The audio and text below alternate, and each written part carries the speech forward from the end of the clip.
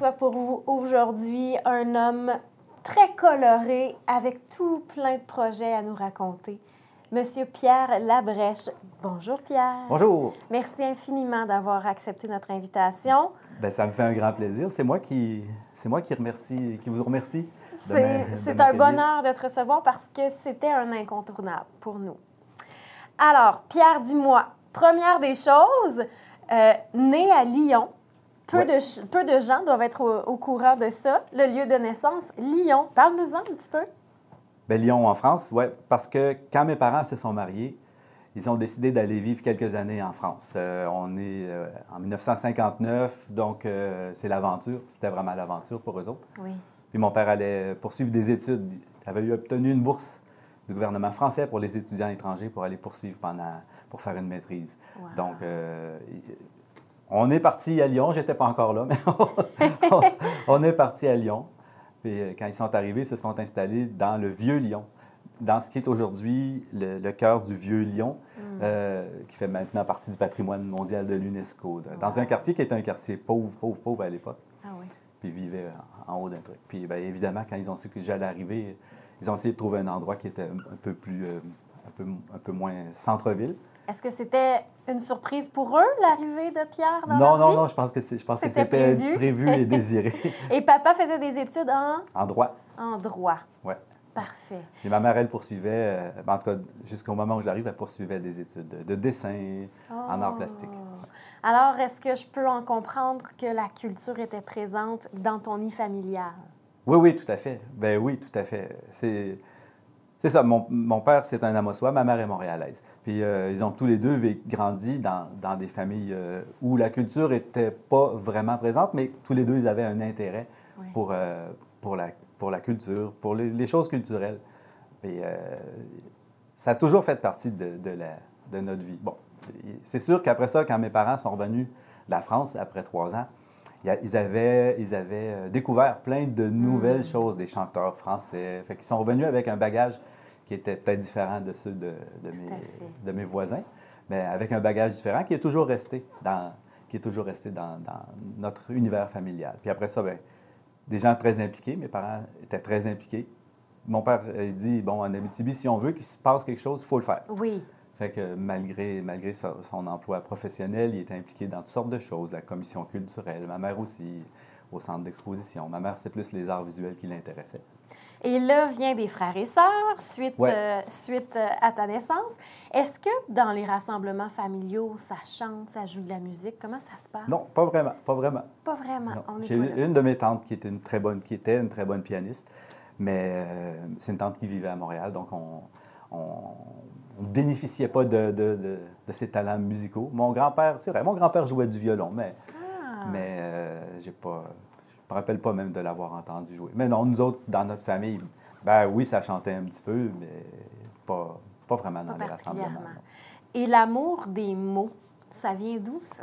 L'amour des mots, il vient de l'éducation, entre autres, de l'éducation que moi j'ai eue, mais de l'éducation en général. Bon, on a la chance d'avoir un système d'éducation publique qui, moi, me fascine tout le temps. Ouais. Et puis quand on a envie d'évoluer là-dedans, c'est facile de cultiver cet amour-là, l'amour des mots, l'amour des belles choses. Bien, c'est certain que dans l'environnement familial aussi, l'amour des mots, bon. Mon père, il racontait toutes sortes d'affaires. Puis il avait vécu toutes sortes de choses, forcément. Bon, la vie en Europe, c'était différent. Il avait vécu toutes sortes de choses. Puis ça, je ne l'ai jamais vu, mais mon père avait... c'est le 10e d'une famille de 10, mon père. Donc, puis chez ma grand-maman, il y avait un escalier comme ça. Puis mon père avait donc des neveux qui n'étaient pas beaucoup plus jeunes que lui. Fait que mon père s'installait en bas, puis il leur racontait les histoires. Il leur racontait toutes sortes d'affaires. Il leur racontait ses blessures de guerre. Il n'est jamais allé à la guerre de sa vie. Mais il avait été opéré pour les pleurésies, donc il y avait 2 grandes cicatrices dans le dos. Fait que là, c'était les blessures infligées par la baïonnette des Allemands. Alors, les mots, les contes et tout ça, ça vient un peu beaucoup de papa. C'est pas les contes traditionnels comme on peut les découvrir maintenant. C'est vraiment, je pense, des récits de vie, des tranches de vie. Il avait sa façon de raconter. Puis, comme je le disais, aussi très impliqué dans les trucs comme les cabarets Richelieu. Donc, il faisait toujours partie de ceux qui écrivait les textes. Oui. Ouais. Et là, à l'école, bon, secondaire, primaire, secondaire, tout ça, est-ce qu'il y a des gens qui ont été marquants, qui ont peut-être contribué à cet amour des mots, qui t'ont Oui. encouragé là-dedans? Oui, c'est sûr. Là, je me souviens pas trop des professeurs à l'école primaire, mais à l'école secondaire, je me souviens très bien de 2 professeurs de français que j'ai eus qui ont eu une influence, c'est certain, sur l'amour des mots. Oui. Je me souviens, puis c'est très, très précis dans mes mémoires, remettre un travail écrit, je pense que c'est secondaire 2, remettre un travail écrit, une composition, comme... Et puis le professeur qui me dit, c'est bien écrit, mais il n'y a pas d'histoire là-dedans. C'est bien écrit, il n'y a pas de faute, mais il n'y a pas d'histoire là-dedans. Reprends-le. Oh! Reprends-le. Fait qu'il m'a donné la chance de le reprendre, puis là, je pense que c'est là, à un moment donné, qu'il y a eu une espèce de déclic. D'accord, je peux raconter des histoires à travers un texte. Ah. Fait que ce professeur-là, oui, puis je peux le nommer, c'est Paul Brousseau, qui enseignait le français Paul, oui. à l'école ici. Puis ensuite, je pense que c'est secondaire 4, j'ai eu Georges Perrault, qui était professeur de français aussi, dans un autre ordre d'idées, mais là, me semble qu'on travaillait beaucoup sur l'expression orale, on travaillait beaucoup sur l'expressivité, sur la valeur des mots, sur la valeur C'est ces 2 professeurs de français que j'ai eus, qui, je pense, ont eu une influence directe dans mes choix de vie après, et puis dans mon amour des mots, mon amour de la littérature, mon amour des textes. Ouais.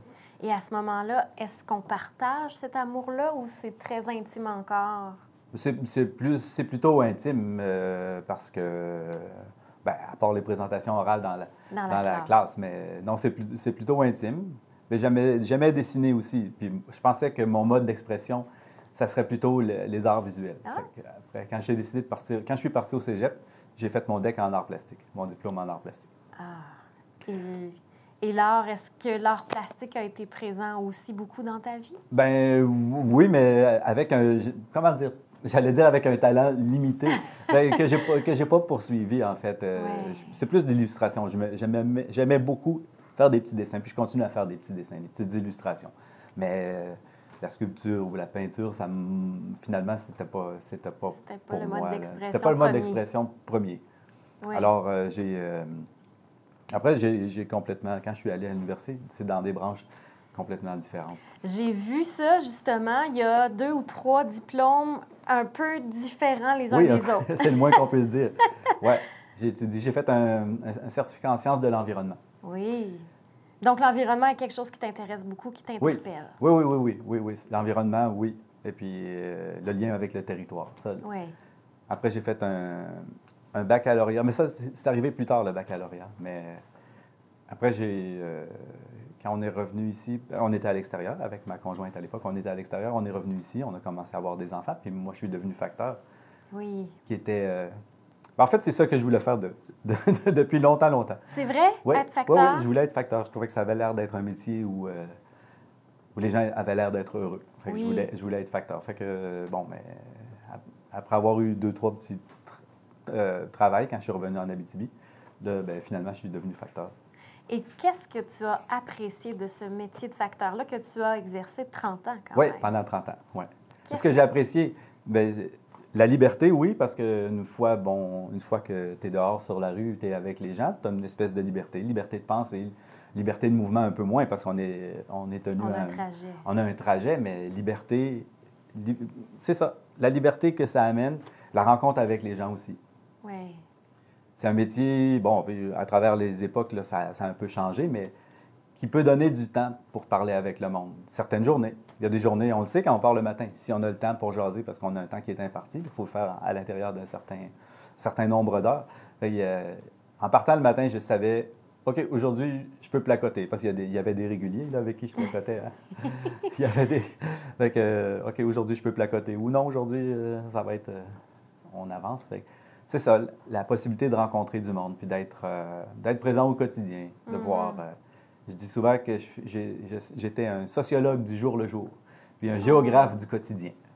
Que c'est joli! Fait que je me définis souvent comme ça. Il y a une chanson que j'ai écrite où je parle de ça. C'est vraiment joli.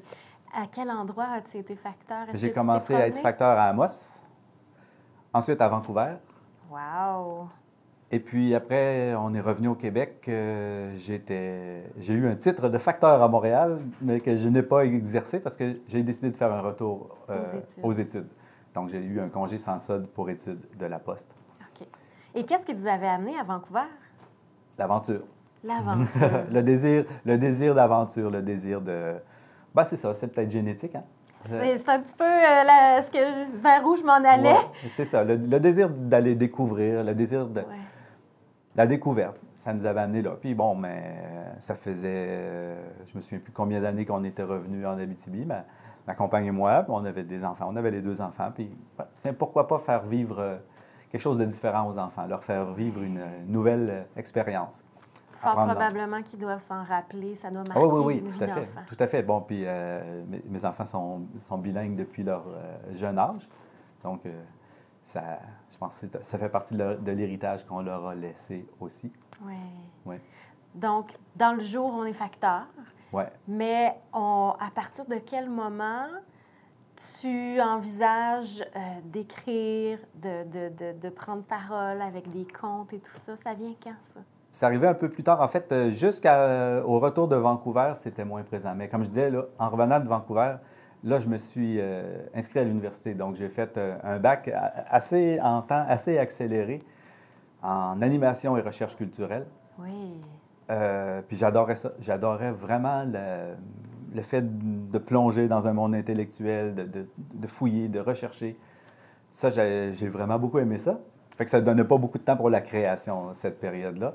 Ensuite, dans mon bac en animation culturelle, j'ai rencontré des auteurs qui étaient des géographes. Oh! Donc, des gens qui travaillaient sur le développement des collectivités, des gens qui travaillaient sur le développement régional.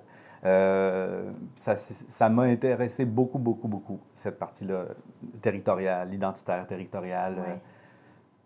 Fait que j'ai décidé de faire une maîtrise en géographie sociale. Donc, avec comme directeur de recherche 2 des personnes que j'avais ciblées qui travaillent en développement régional. Donc, c'est ça, c'était toujours à Montréal, à l'Université du Québec à Montréal. J'ai fait toute ma scolarité de maîtrise. Et après ça, après 3 ans, là, la Poste me disait, bon, mais tu continues ton lien d'emploi ou tu... Oh, il y avait un choix à faire. Il y avait un choix à faire. Fait que là, j'ai décidé de garder mon lien d'emploi avec la Poste. On est revenu en Abitibi. Puis j'ai fait la recherche et puis la rédaction de mon mémoire, tout en étant facteur au retour en Abitibi, à Rouyn-Noranda. À Rouyn-Noranda, Oui, à ce c'est ça. moment-là. Là, c'était à Rouyn-Noranda. Bon, puis à un moment donné, j'avais l'idée de poursuivre même au doctorat, mais après que j'ai eu fini la maîtrise, je me suis dit non, je pense que j'étais heureux quand je suis heureux quand je suis facteur. Oui. Et puis c'est à ce moment-là, on dirait que la partie d'écriture sur le territoire, tu sais, j'ai fait des recherches sur les mouvements sociaux, des recherches sur des choses qui se passaient en Abitibi, sur le monde rural, beaucoup, beaucoup.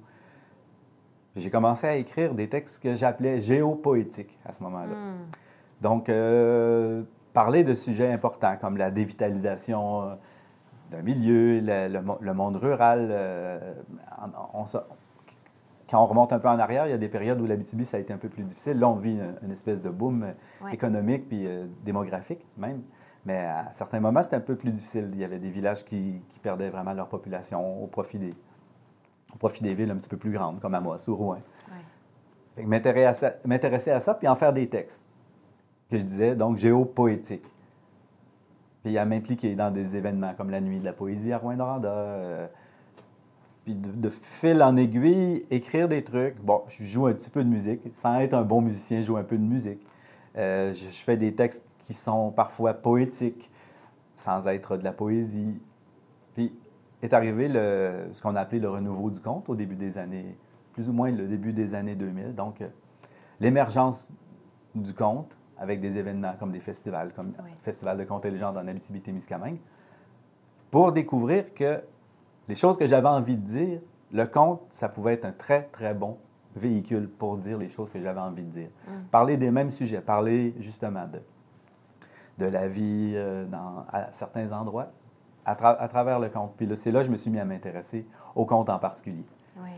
Et comment tu expliques que tu avais ce besoin-là de partager ce message-là? Bien, je pense que c'est un message qui était nécessaire. Il y a beaucoup de... il y a beaucoup d'humanité dans les messages quand on parle de territoire, de vivre quelque part, quand on parle du fait d'être bien à quelque part. Il y a beaucoup d'humanité là-dedans. Puis je pense que c'est nécessaire d'en parler. Il y a plusieurs... Il n'y a pas tant de monde que ça qui en parle. Mais parler de bienveillance, parler de bien-être collectif, pour moi, c'est important parce que on choisit de vivre quelque part.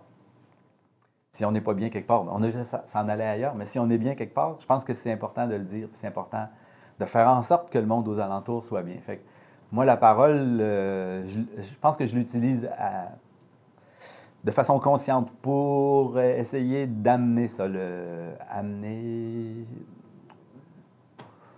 C'est difficile à décrire, mais amener une bienveillance collective. C'est ce que je souhaite un peu faire à travers les histoires. Mais, puis comme je le disais, bon, à un moment donné, je me suis aperçu que le conte, ça pouvait être une belle façon de le faire. Puis on a la chance, avec le Festival de contes et légendes en Abitibi-Témiscamingue, depuis, c'est presque, je me souviens plus le nombre d'années, mais de recevoir chez nous des gens de partout à travers le monde qui viennent nous raconter des histoires. Beaucoup à Val-d'Or, mais ça s'est déplacé aussi un peu sur le territoire. Des gens de partout à travers le monde, des Français, des Belges, un monsieur qui s'appelle Jihad Darwish, qui est libanais, qui est venu au festival ici, des Suisses, des gens de partout au Québec qui viennent nous raconter des histoires. Et puis, avec le Festival de contes et légendes, vient souvent un atelier d'une fin de semaine. Presque à toutes les années, il y avait un atelier d'une fin de semaine. Donc, la directrice demandait à un des conteurs ou une des conteuses qui participe au festival de préparer un atelier. Donc, moi, j'ai eu le bonheur, la chance, l'immense opportunité de faire des ateliers avec des gens qui sont très, très, très connus dans le monde du conte. Pas nécessairement connus du grand public, mais quand je parle de Jihad Darwish, en Europe, c'est un des conteurs les plus connus, des gens qui ont une expérience, qui viennent nous partager quelque chose. Fait que moi, j'ai eu le bonheur de pouvoir faire ces ateliers-là. Et à chaque fois, d'aller chercher une petite parcelle de ce qui fait ce que je suis aujourd'hui. Oui. Ouais. Quelles sont tes aspirations par rapport à ça? Est-ce qu'un jour, tu envisages d'en faire un petit peu plus largement? Je sais que tu te déplaces déjà de temps à autre, entre autres en Europe. Ouais. Est-ce que tu aimerais aller parler de tout ça encore plus à l'extérieur? Bien oui, j'aimerais ça. C'est sûr que tant que j'étais facteur à temps plein, c'était plus difficile parce que facteur à temps plein, mais j'avais beau avoir la chance parfois de pouvoir prendre des congés puis de... Ouais. À un moment donné, je me suis dit, d'accord, je veux en faire plus. Je me suis arrangé, en tout cas, j'avais placé plein de congés ensemble. J'ai mis du sang sol, puis je suis parti pendant plusieurs mois en France. Mais c'est ça, tant que j'étais facteur temps plein, c'était plus difficile d'en faire plus. Là, ça fait quelques années maintenant que j'ai arrêté. Bon, après, il y a d'autres projets qui ont fait en sorte que je ne pouvais pas non plus mettre autant de temps que ça. Mais oui, je me déplace avec mes histoires, je me déplace avec ce que je raconte. Et puis, dans les 2 dernières années, j'ai eu envie d'avoir un spectacle complet. Parce que j'ai plusieurs contes, puis j'en faisais des spectacles solo complets. Quand je suis allé en France ou en Belgique, je faisais un spectacle solo complet. Mais là, j'appelais ça des bouquets choisis, avec une histoire que je mettais à côté de l'autre, sans qu'il y ait vraiment d'unité. Je parle beaucoup du métier de facteur. En fait, je me sers du prétexte du métier de facteur pour relier des choses ensemble. Oui. Mais là, j'avais envie de travailler sur un spectacle qui est une unité à l'intérieur de laquelle il y a des histoires. Mais... Fait que oui, je l'ai fait. J'en ai 2, mais les événements de la pandémie ont fait en sorte que j'ai 2 spectacles qui sont des spectacles complets qui ont été présentés une fois et c'est tout. J'ai travaillé sur un beau projet toute l'année dernière, projet d'écriture. Pendant qu'on était en confinement, j'avais un projet d'écriture, un spectacle là, qui s'appelle Homme de lettres, l'espace-temps d'un pas. Donc, ça parle du métier de facteur. Puis j'ai eu le bonheur de travailler avec des collaborateurs là-dessus à la suite d'une bourse du Conseil des arts et lettres. Mais j'ai des collaborateurs là-dessus. Ça, c'est un spectacle qui est prêt, qui devait être diffusé l'année dernière, mais qui n'a pas pu l'être, qui devrait l'être cet automne. On va croiser les doigts qu'on puisse voir ça bientôt, ce spectacle. Oui, puis l'autre s'appelle Dans la Grande Ourse, où là, je parle vraiment du territoire. Oui. qui est un bout de projet que j'avais fait, encore associé avec le Festival de contes et légendes, une résidence de création avec Virginia Pessemapé au bord de l'eau. Donc, j'ai monté une histoire d'une trentaine de minutes qui s'appelle Okikeska, qui parle du lac Lamotte, qui est le nom que les Anishinaabe donnaient au lac, possiblement, avant que nous autres on arrive. Donc, dans La Grande Ourse, ça parle de l'attachement au territoire. Si tu reviens en arrière, aurais-tu pensé un jour te mettre à l'avant comme ça, être sur scène, faire de la musique à travers tes contes et tout ça? Est-ce que c'est un accident de parcours, je vais dire ça comme ça? Est-ce que tu aurais pensé faire ça un jour? Non, je pense pas que j'aurais pensé faire ça un jour. Mais j'y prends un grand plaisir maintenant. Mais est-ce que c'est un accident? À La Motte, au village où j'habite, il y a un spectacle qui s'appelle Le Show de La Motte qui existe depuis 25 ans. On devait fêter notre 25e l'année passée. On devait fêter notre 25e cette année. Mais le Show de La Motte, il est organisé depuis donc 1994. Je ne me souviens pas exactement en quelle année. J'avais dit à un des organisateurs, Polo, j'ai dit « J'aimerais ça participer l'année prochaine avec une chanson. » Puis il m'a pris au sérieux. Eh ben voilà. Il m'a pris au sérieux, puis l'année d'après, bon, ben, il dit, tu voulais participer, t'as ta place. Fait que là, j'ai composé un truc que j'ai présenté pour la première fois. C'est la première fois où je montais sur scène. Puis bon, j'ai de toute évidence pris plaisir. Après ça, ben, le show de la Motte, il revenait souvent. C'était une belle place pour présenter de la création. Oui. Ouais. Ensuite, quand j'ai décidé... Ben là, j'habite à La Motte, moi, depuis 11 ans maintenant. Fait que c'est sûr que je me suis très impliqué dans mon milieu. Le show de la mode, bien, je fais partie de ceux qui l'organisent maintenant, en plus de l'animation. Mais tu sais, tu vois, la partie être sur scène, ça a amené l'animation. Présenter les spectacles, faire les... Puis ça prend une grande place aussi dans mon travail de conteur, mais je dissocie pas, moi, le travail d'animation avec le travail de conte, parce que je fais des animations contes et je présente des trucs avec... de cette manière-là. C'est à ta couleur. Oui, je pense que oui. Puis je pense que je suis reconnu pour ça aussi, présenter des choses qui me ressemblent. Oui. Et là, bon, tu parles de tes deux spectacles qui dorment un petit peu présentement, qui sont tout prêts, tout chauds. Ouais. Est-ce qu'il y a d'autres projets qui t'animent présentement? Ben oui, il y en a un autre. Il y en a un autre qui est en gestation. Oui? Oui, parce que j'arrive, en fait, j'ai passé le mois d'avril à Saint-Élie de Caxton. Wow! Dans une résidence de création d'un mois. Puis ça, c'est rare que ça arrive, mais c'est le regroupement du conte au Québec qui offre une fois par année à un conteur ou à une conteuse cette opportunité-là de faire une résidence de création à Saint-Élie. Pourquoi Saint-Élie? Bon, parce que Fred Pellerin prête une maison qui devient le lieu de résidence. Fred Pellerin prête une maison au regroupement du conte pour accueillir un conteur ou une conteuse.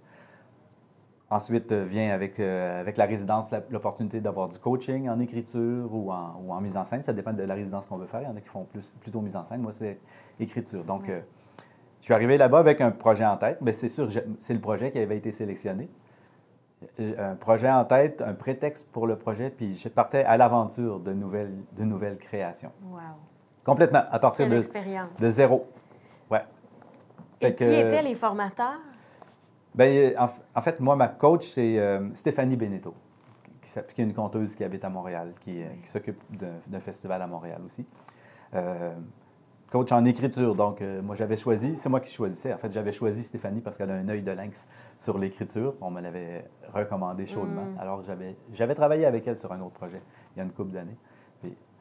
Fait que j'arrive là à Saint-Élie.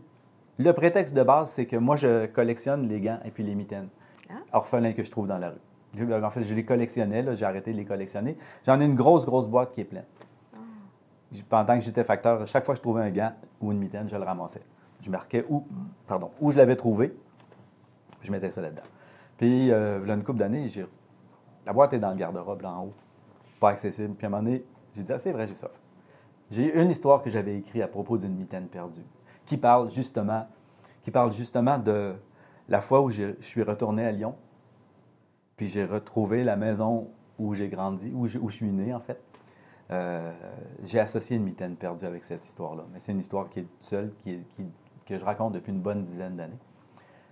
Fait que j'ai dit, OK, derrière chaque mitaine, chaque gant que je trouve, il y a une main tendue puis il y a une histoire qui se cache. Fait que c'était ça le prétexte de base. Arrivé à Saint-Élie, d'habitude, dans la résidence de création, il y a beaucoup de contacts avec les groupes communautaires, à l'école. Cette année, c'était impossible d'aller à l'école, c'était impossible de faire des rencontres avec les fermières. Donc, j'ai trouvé un stratagème pour entrer en contact avec les gens. Tranquillement, j'ai rencontré. Il y a quelqu'un qui m'a fait découvrir le village aussi, qui me présentait à tout le monde qu'on croisait. Puis graduellement, ça mijotait. Puis à un moment donné, j'ai eu un flash d'un début d'une histoire que j'ai écrite. Puis ça a amené d'autres choses. Puis j'ai eu une illumination dans une église. Dans un vitrail d'une église, j'ai vu une image qui m'a fait « Wow, OK ». Puis là, je suis reparti de là. Puis j'ai écrit pendant plusieurs jours. Wow. Puis j'ai poursuivi la résidence. Il a fallu que je revienne un petit peu plus tôt que prévu de Saint-Élie quand le gouvernement a décidé de fermer l'Abitibi. Oui. Bon, j'avais le droit de revenir chez nous, mais il fallait que je sois en isolement en arrivant. Fait que mais en revenant chez nous, j'ai poursuivi ma résidence de création. Puis avec les moyens de communication, c'était facile de continuer de communiquer avec les gens. Avec Stéphanie. Puis j'ai reçu d'autres trucs aussi de d'autres mondes. Fait que j'ai poursuivi. Je me retrouve avec un corpus je pense que j'ai 15 histoires écrites dans l'espace de 2 semaines. 15 histoires. Il y en a qui sont très courtes, d'autres qui sont plus longues. Tout est à retravailler, mais il y a quelque chose là qui est la base d'un nouveau spectacle. Wow. Là, j'ai pris la décision de le laisser décanter pour l'été, puis de le réouvrir à l'automne pour voir. En attendant, ça bouillonne. Oui, ça mijote. Fait qu'éventuellement, j'ai 3 spectacles que je vais pouvoir diffuser. Bon, la diffusion, c'est une autre paire de manches. Hein? Il va falloir que je m'attelle à ça, essayer de relancer, faire des contacts pour pouvoir les diffuser autant au Québec qu'en Europe. Je suis sûr qu'il y a des choses qui voyagent bien dans ce que j'ai écrit. Il y a des choses qui voyagent très bien. On dit souvent que le local est universel, mais c'est ça, il y a des trucs... Tantôt, je parlais d'une part d'humanité dans le local fait en sorte que ça peut aller... Chaque humain peut se retrouver là-dedans. Je pense que oui. Parce que je m'aperçois que les 3 spectacles, il y a une unité à travers les 3 aussi. C'est presque un triptyque. Parce que, bon, même si ça parle du territoire où je vis, l'autre, ça parle du territoire du facteur, puis le 3e, ça parle du territoire des êtres humains en général, des rencontres, des liens sociaux. Je pense qu'il y a un lien entre toutes ces choses-là.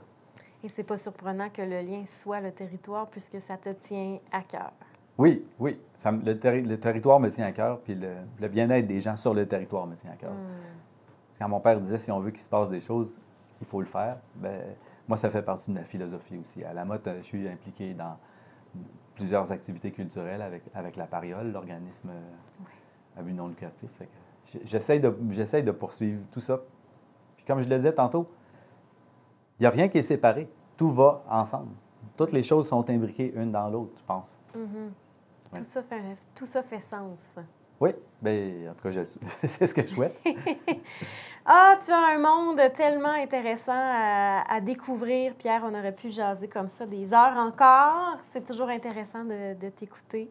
Tu as un beau parcours et on a vraiment hâte de prendre connaissance de ces beaux spectacles-là. Ça devrait cet automne. On attend ça avec impatience. Merci d'être passé nous voir, Pierre. C'est moi qui vous remercie beaucoup, beaucoup, beaucoup. Et bonne continuité. Oui, merci.